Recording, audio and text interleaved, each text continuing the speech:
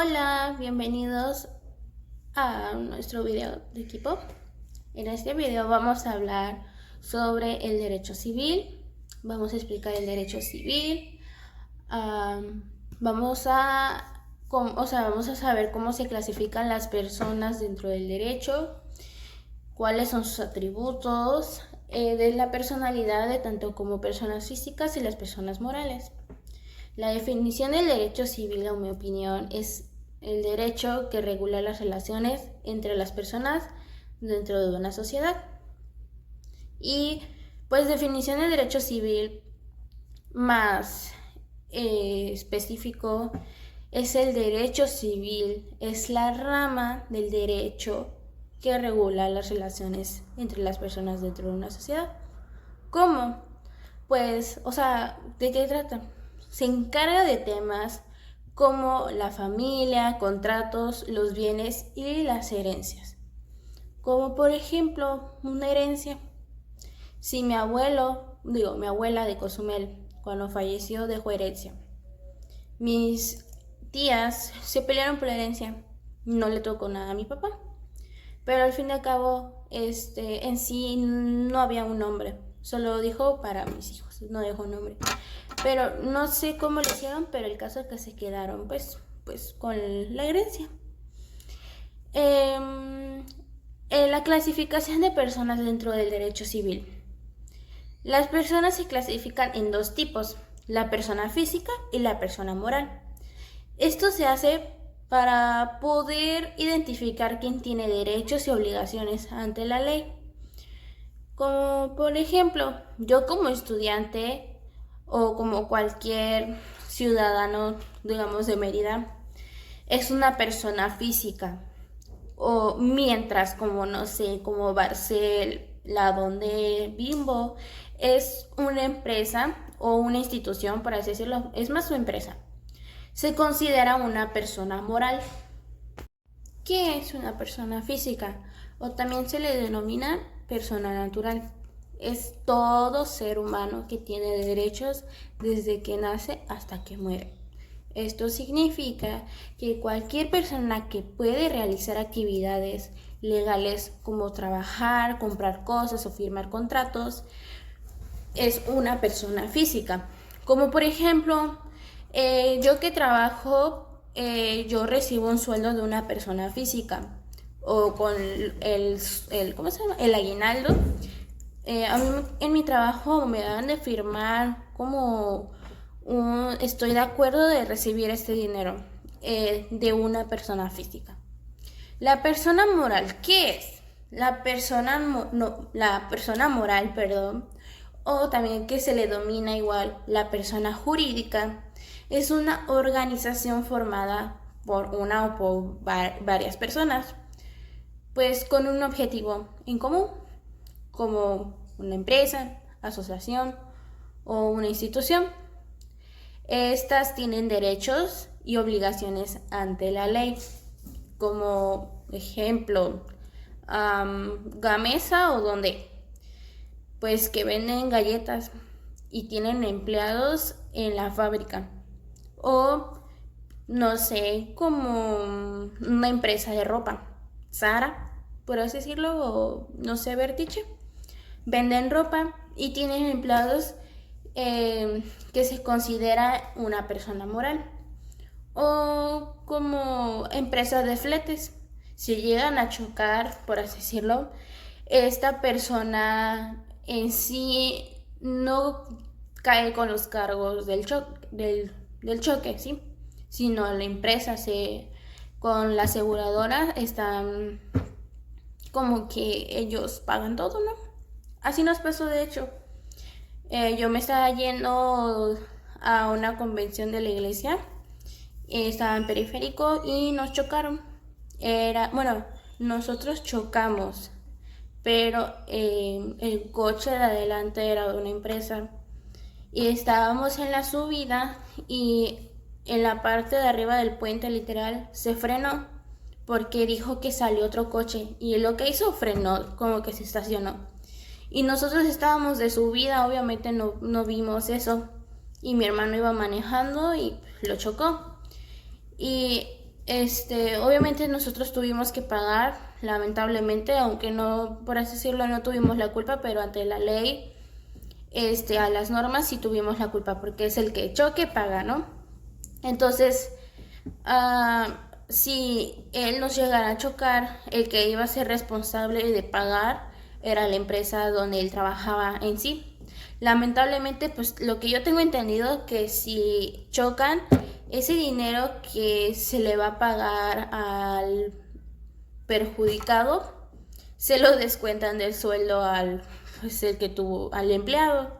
Eso es lo malo, pero pues yo creo que así debe de ser. Hablemos de los atributos de la personalidad. Los atributos de la personalidad son características legales que identifican a una persona dentro de una sociedad y le permite tener derechos y obligaciones. Estos atributos ayudan a distinguir legalmente a cada persona. Hablemos de los atributos de la persona física. En el caso de las personas físicas, algunos de sus atributos son el nombre, la nacionalidad, el domicilio, el estado civil, la capacidad y el patrimonio. El nombre es de nosotros, o sea, de cómo nos identificamos como persona, nombre que nos pusieron desde que nacimos. La nacionalidad, pues en donde nacimos, en Monterrey, si en Yucatán, si en Ciudad de México, si en Veracruz. El domicilio, pues en donde vivimos actualmente o, donde vivimos. El estado civil, si eres soltero o casado, solo hay dos tipos, no hay más. Puedes decir, es que existe el estado civil divorciado o viudo. No. Al fin y al cabo terminas siendo soltero porque pues quedas solo. La verdad, perdón. La capacidad, son dos tipos. El goce, que es el titular, y el ejercer, o sea, el ejercer a sí mismo, por lo que tengo entendido. Y el patrimonio. El patrimonio no sabría explicarles, es algo que igual me cuesta un poco explicarles. Pero, ¿cómo les digo? Como patrimonio cultural, tal vez, o algo que te pertenezca, lo más probable. Digamos, por ejemplo, o como un bien. Por ejemplo, una persona llamada, voy a poner a mi mamá, Diana Camal. Ella es campechana, pero vive acá en Yucatán y tiene bienes de parte de su papá. Ella posee estos atributos que la identifican legalmente como una persona. Hablemos ahora de las personas morales o sus atributos también. Bueno, sus atributos, ya hablamos de las personas morales, hablemos de sus atributos. También tienen atributos que las identifican legalmente, no porque sean una institución o porque sean una empresa, no tienen, sí tienen. También es casi lo mismo, como el nombre o razón social, el domicilio, el patrimonio y la capacidad jurídica. Lo mismo, el goce y el ejercer, el patrimonio, el domicilio donde vive los empleados. Todas esas personas que integran a un mismo institución, una empresa, son personas físicas, pero como trabajan en una empresa son morales. Por ejemplo, una empresa llamada, vamos a ponerle Barcel, tiene un nombre legal, un domicilio donde opera, y bienes que forman parte de su patrimonio, como los productos, contratos, lo más probable, y más. En conclusión, el derecho civil es muy importante porque regula muchas de las relaciones que tenemos en la vida cotidiana, o bueno, vida diaria, perdón. Además establece quiénes somos considerados personas ante la ley y cuáles son los atributos que las identifican. Yo les voy a hablar sobre los bienes de propiedad. Los bienes son todas las cosas que tienen valor y que pueden pertenecer a una persona. Esto podría ser un ejemplo en mi caso, en mi celular, que con lo que estoy grabando, que lo uso mucho, o sea, de que ajá, tiene mucho valor para mí, porque sin él pues estoy incomunicado y no puedo hacer la mayoría de cosas que hago día a día. Lo siguiente sería la propiedad, que es el derecho de una persona de poder disfrutar, usar lo que quiera, disponer de algo que le pertenece. En este caso, por ejemplo, sería una computadora que compré hace más de 2 años, que actualmente uso y sigo usando, que yo puedo hacer lo que quiera con ella, de venderla, seguirla usando, empeñarla, dejarla, lo que sea, porque es de mi propiedad, porque yo la compré con mi dinero. Luego, lo siguiente es el usufructo, que el usufructo es el derecho que tiene una persona de usar y disfrutar las cosas, por ejemplo una casa o algo así, sin ella ser el dueño. En este caso aplica en mi vida en la casa de mi abuela, por ejemplo, porque en la casa de mi abuela vive allí, pero sin embargo no es la dueña. Mi abuelo es el propietario de la casa, sin embargo la usa, hace todo el quehacer y todo eso. O sea, ajá, o sea, sí pienso usar, pero ese sería su fruto. Luego, la copropiedad. La copropiedad ocurre cuando una o dos más personas son dueños de un mismo sitio, o sea, de un mismo lugar. En mi vida ocurre esto cuando falleció mi abuelita. La casa que tenía la dejó a mis 3 hermanos, digo no mis 3 hermanos, a los 3 hermanos de mi mamá. Ellos eran los 3 propietarios de la casa, se dividieron en partes el terreno y la vendieron. La vendieron en partes, cada quien a su parte. Eso sería copropiedad. Y la posesión es cuando una persona utiliza bien algo que no es necesario, o sea que abusa de algo de lo que esa persona no es dueño. Esto podría ser, por ejemplo, en mi caso,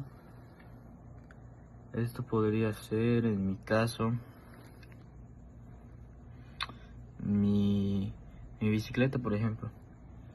O sea, mi bicicleta se la presto constantemente a una persona que conozco, pero esa persona no me la devuelve a tiempo y hace todo el que hacer ahí. O sea, ella no es la propietaria y sin embargo abusa de eso. Ese sería un claro ejemplo de posesión. Eso sería todo. Muchas gracias. Hablaré sobre los conceptos de obligaciones en el derecho civil. Una obligación en el derecho civil está relacionada con una persona. Esta se le podría llamar deudor y está obligada a cumplir un funcionamiento a través de otra con una prestación de la persona que es la acreedor. Dar una prestación consiste en dar algo, hacer algo, realizar un servicio o no hacer algo, pero abstenerse a realizar la acción. Un ejemplo claro sería si una persona compra un celular, pues tiene el derecho pues, a pagarlo y liquidar ese celular. La definición del contrato se trata de dos personas mutuamente en un acuerdo, ya sea por escrito o básicamente verbalmente. Por ejemplo, si yo quiebro un celular de un compañero en el salón de clases, pues obviamente no hay un contrato, ¿no? Pero hay una obligación que yo tengo que ver y pagarle ese celular que ya no funciona. Es decir, cuando dos personas aceptan algo mutuamente, nace un contrato entre ambas que se deben cumplir. Por ejemplo, cuando una persona va a rentar una casa, tiene la obligación de pagar semanalmente, mensualmente o como esté estipulado en ese contrato. No siempre hay un contrato, por ejemplo, en este tipo de ejemplos, puede ser que una persona acá en Mérida, gente en el sur, un departamento, una pequeña habitación por 3,000 pesos, pero no hay un contrato en el que se está firmando, sino básicamente es la obligación de pagar esa mensualidad o ese departamento. Los tipos de contrato van dependiendo igual, hay muchos tipos, está el de arrendamiento, el de compraventa, el de mandato, el de comodato, el mutuo y creo que un ejemplo del arrendamiento sería una persona pues renta una casa o, o un departamento y tiene que pagar pues mensualmente.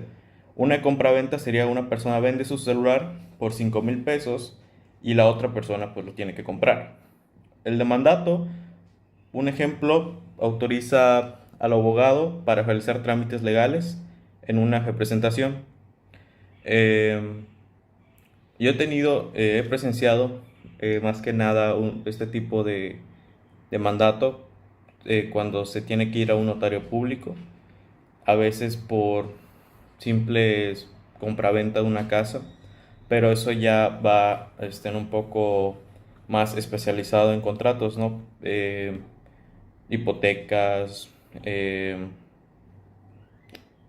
¿cómo se le dice? Pagar pues básicamente los servicios y que esté realmente firmado y estipulado que el dueño de esa casa va a pasar a otra persona.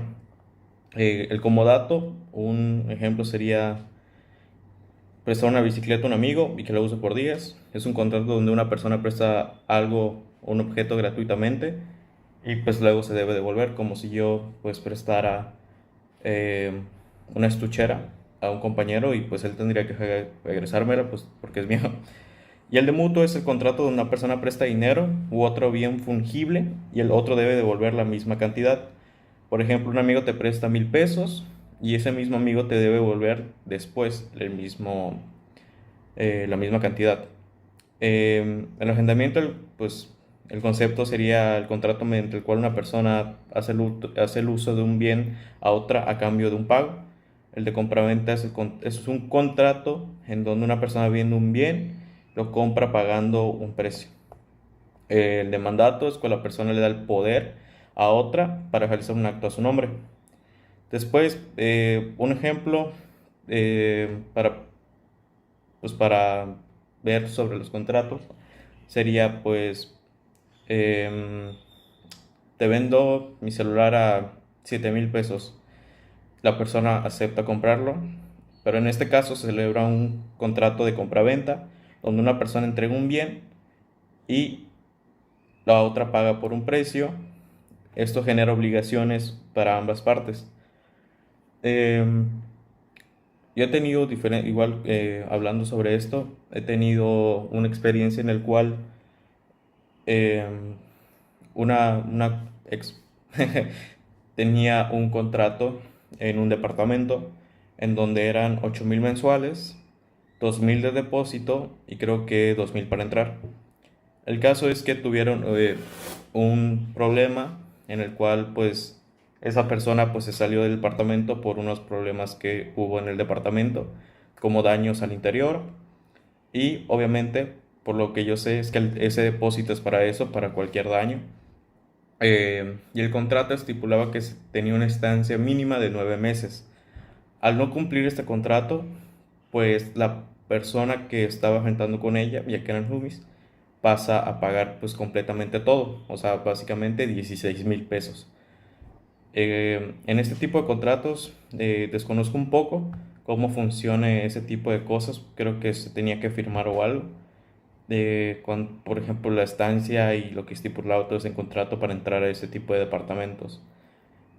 Eh, y yo pienso que las obligaciones, perdón, y los contratos son fundamentales en el derecho civil, ya que regulan muchas cosas en la vida cotidiana. Comprar, vender, rentar, prestar. Esto garantizando que las personas cumplen los acuerdos que ellos realizan. Entonces, es muy importante todos estos tipos de contratos y yo creo que la mayoría pues creo que todas las viviendas de todo el país funcionan iguales. Tal vez en algunos países no tengan sus diferentes tipos de derecho, pero en caso de México, pues comprar una casa implica un contrato, eh, entrar a un departamento implica un contrato, comprar un coche o algo implica un contrato, un papeleo, cambio de dueño, cambio de placas, básicamente hacer muchos papeleos para ser tú el acreedor de ese tipo de cosas. Em, Igual como otro ejemplo o experiencia sería el contrato de una casa que está en un pueblo que se llama Quinchila, acá en Mérida, solo que mi abuelo tenía un terreno ejidal que ahora pues, obviamente le pertenece al pueblo, pero nunca dejó un testamento o algo que estipule que una persona se lo iba a quedar. Entonces, por lo que sé, se tiene que hacer, creo que un contrato o algo en el ejidatario para poder reclamar ese terreno, ya que ese terreno pues le pertenecía a mi abuelo, que ya no está. Sin embargo, yo sé que el ejidal te lo da el pueblo y pues prácticamente pues tú eres el encargado de ver tus áreas y todo ese tipo de cosas. Pero es algo que desconozco igual un poco, pero sé que debe llevar algún contrato o algo que realmente estipule que eres de la familia y que realmente perteneció pues a un familiar cercano. Y en conclusión, el derecho civil, las obligaciones y el derecho y los contratos es algo muy importante en el derecho civil, ya que pues regulan muchas cosas. En esta parte hablaremos sobre las ramas del derecho, abarcando más al tema familiar y de matrimonio. La rama del derecho familiar es la rama que regula las relaciones jurídicas entre la familia, como existen entre padres, hijos y cónyuges, con la finalidad de proteger a la familia, establecer derechos y obligaciones entre sus integrantes. En cuanto a la familia, se puede definir como un vínculo parentesco, ya sea con matrimonio o adopción, además considerada una institución fundamental dentro de la sociedad. Otro concepto importante es el matrimonio, que es la relación de dos personas que deciden formar una vida en común. A través del matrimonio se generan derechos y deberes entre los cónyuges. También una parte importante del matrimonio es hablar de los bienes, ya que estos se adquieren al contraer matrimonio. Se puede establecer la forma en la que se administran los bienes en pareja. Y pues obvio esto se forma como un tipo patrimonio. Por otro lado, existen las separaciones de bienes, donde cada cónyuge conserva la propiedad y la administración de sus bienes de manera individual. Finalmente encontramos el concubinato, que se refiere a la convivencia de dos personas como pareja sin haber celebrado un matrimonio legal, pero que en algunos casos puede generar ciertos derechos, obligaciones reconocidos por la ley. Como por ejemplo, podemos pensar en una pareja que decide casarse, establecer un régimen en la sociedad conyugal, por lo que los bienes adquiridos durante el matrimonio pertenecerán a ambos. Existen otros temas del derecho familiar, empezando con el divorcio, que es el proceso legal mediante dos personas deciden poner fin a su matrimonio. Y existen diferentes tipos de divorcio, como lo es el divorcio voluntario, que ocurre cuando ambas partes están de acuerdo en separarse. También está el divorcio necesario o contencioso, que es cuando solo uno de los cónyuges lo solicita debido a que hay conflictos. Entre las causas más comunes del divorcio se encuentran la infidelidad, también se encuentra la violencia familiar o cuando hay falta de apoyo económico dentro del matrimonio. También, una cosa importante, aunque el matrimonio termine mediante el divorcio, aún los padres continúan teniendo sus responsabilidades hacia sus hijos. Aquí entraría la patria potestad, que es el conjunto de derechos y obligaciones que tienen los padres hacia los hijos menores, que eso incluye la responsabilidad de protegerlos, educarlos, representarlos legalmente e incluso procurar su bienestar. Cuando los padres se divorcian, ambos pueden seguir ejerciendo la patria potestad, ya que aún seguirá existiendo su responsabilidad como padres. Otro tema del derecho familiar es el parentesco, que es la relación jurídica que existe entre personas. Se puede clasificar de diferentes maneras, como por consanguinidad, que esto se refiere más que nada a la relación entre personas que descienden de la misma sangre. Estos pueden ser padres, los hijos o los hermanos. También está el parentesco por afinidad, que esto únicamente surge a través del matrimonio. Esto puede ser como la relación que hay con los suegros o con los cuñados, por ejemplo. Por último, la adopción. Por otra parte del parentesco, también existe la filiación, que es el vínculo legal que une a los padres con los hijos. Esto establece derechos y obligaciones entre ellos. Y ya retomando el tema de la adopción, este se refiere al proceso legal mediante el cual se crea un vínculo familiar entre una persona o incluso una pareja y un menor que no cuenta con el cuidado o la protección de sus padres biológicos. A través de este proceso, el menor pasa a formar parte legal de la familia adoptiva, obteniendo los mismos derechos y obligaciones que un hijo biológico. También está la tutela, otro tema del derecho familiar, que es una institución legal que protege a menores de edad o personas que no están bajo patria potestad, por ejemplo, ya sea porque sus padres o han fallecido o no pueden hacerse cargo de ellos, ya que hay muchas ocasiones en la vida en la que muchas personas no cuentan, por ejemplo, con el apoyo económico para poder mantener a un hijo. Es por eso que los pueden dar en adopción. Aquí, en estos casos, entra una persona designada legalmente que asume el papel de tutor, encargándose del cuidado y la representación del menor. Y un tema similar a la tutela vendría siendo la curatela. Es siendo igual una figura legal, solo que la única diferencia entre la tutela y curatela es que esta última solo se aplica a personas que por alguna razón, a una condición o incapacidad, no pueden administrar correctamente sus bienes o tomar decisiones por sí mismos. En este caso se designa a alguien que pueda ayudarles con sus bienes o intereses incluso. Ya casi finalizando, otro tema sería la sucesión, que es un proceso legal mediante el cual se transmiten los bienes, derechos y obligaciones de una persona después de su fallecimiento. Por ejemplo, en algunos casos, cuando los padres, por ejemplo, es lo mayor común, tienen muchos bienes, estos mismos pueden heredarlos a sus hijos, ¿no? Hay veces en las que por algunas ocasiones los padres fallecen y ellos antes de fallecer no ponen una nota, más bien, antes de fallecer ponen un testamento. Ese testamento se los dejan a sus hijos. Ahorita voy a explicar más o menos eso, ya que existen dos principales tipos de sucesión. Uno sería la sucesión testamentaria, es el que estoy diciendo, que ocurre cuando la persona dejó un testamento donde establece cómo se van a repartir los bienes.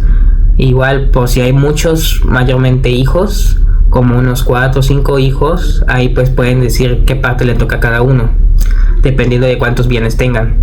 También está la sucesión intestamentaria, que esta se aplica cuando no existe un testamento y la ley determina quiénes van a ser los herederos. Por último, con el registro civil vamos a terminar, que es la institución encargada de registrar oficialmente los actos más importantes de la vida, de la vida de las personas, como por ejemplo aquí se encuentran ya el acta de nacimiento, el matrimonio o incluso el divorcio en algunos casos, o la defunción, que sería la muerte de la persona. También estos registros permiten que las personas tengan una identidad jurídica, ya que sus derechos puedan ser reconocidos legalmente. En conclusión, el derecho civil y el derecho familiar son fundamentales para regular muchos aspectos de nuestra vida cotidiana. A lo largo de este proyecto se analizaron diferentes temas que muestran cómo el derecho establece normas que permiten organizar mejor la convivencia social, proteger los derechos de las personas y resolver conflictos de manera legal y justa.